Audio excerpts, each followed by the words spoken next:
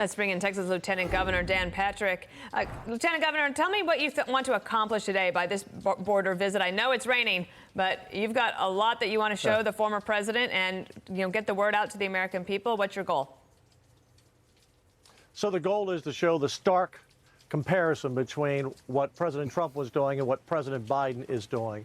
You know, if President Trump were still in office, the wall you see behind me, which we need about 200 more miles of in Texas at least, and now Texas is working on it because Biden is not. President Trump, was working on that wall behind us.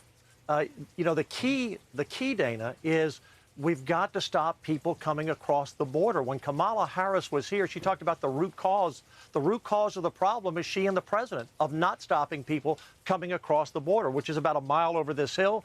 And imagine, Dana, the photos we've seen in the video, dropping a 2 or 3 year old about 18 or 20 feet over the top of that wall, somewhere along the border. And by the way, when Kamala Harris was here, to show you how out of touch she was as far away from me as Philadelphia is to Atlanta, because she was up where we have some issues up at El Paso, but all the action is here in the Rio Grande Valley, along to Del Rio, along to Laredo, up along the Rio Grande Valley, down this area. This is where she should have been to see what was happening. So the real story is here. By the way, this president, when he visits, I believe will get a much more warm welcome from law enforcement and Border Patrol than she received, because he had their back. Lieutenant Governor, I know there's this push to bring more National Guard troops down along the border, your state, other states.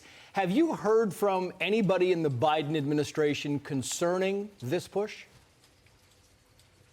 Not a word. And at this point, Trace, we've spent somewhere in the neighborhood of $3.5 to $4 billion of our tax dollars to do the job that the federal government isn't doing. Right now, we have about 1,300 troopers down here.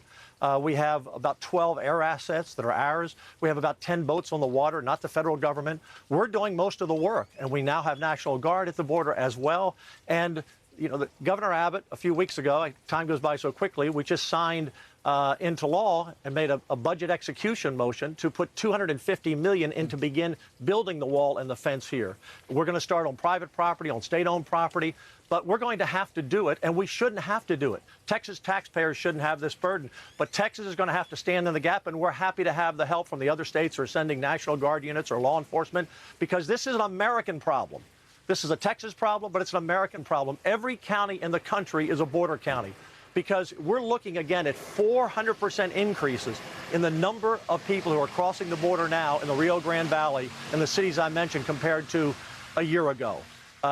Donald Trump had control of what was happening. His agreements with Mexico were working, and the Biden and the Harris administration have turned their backs on the American people. It's an invasion. They don't care that we're being invaded. And when she said, look, people really want to stay at home, who's she kidding? People want to come to America. And if they don't do something about securing this border, if we don't do it, they're going to keep coming by the hundreds of thousands and by the millions this year alone. Have you heard about this plan that some House Democrats have put forward, that they would like to cut Customs and Border Patrol funds by another $1 billion? I mean, that's just a Democratic proposal, but I mean, they put it out there. Yeah, these people, I don't know how to say anything other than this. These people are just crazy. I mean, to think that we have 2 million that we're going to apprehend this year crossing the border compared to about 400,000 last year, and they want to cut Border Patrol and ICE. They've already pretty much handcuffed themselves behind the back by not letting them do anything. I mean, basically right now, ICE cannot do a lot. Border Patrol has taken up all their time. The reason we're backing them up for security is because Border Patrol is just checking people into the country, and now they want to cut that. These are the same people that are defunding police around the country, not Republicans, by the way. It's the Democrats who are doing this. So at a time when crime is up, and a lot of the crime that's up, by the way, is by illegal immigrants who cross the border, not all, but many. We've apprehended over 1,200 people with serious backgrounds, murders, sexual offenses, child molesters. That's just some of the people we've caught. And people are coming also, mostly from Central America, but we catch them from Syria, from Romania, from China. Countries from all over the world. How are they getting here, and why are they coming here? Lieutenant Governor Dan Patrick. And remember, when we catch 2 million, I'm sorry, Dan, remember, when we catch 2 million, probably another 2 million are getting by that we don't catch. Yeah, the gotaways. That's what I was thinking. All right, Lieutenant Governor Dan Patrick, I hope that the rain eases up for you a little bit today. Thank you.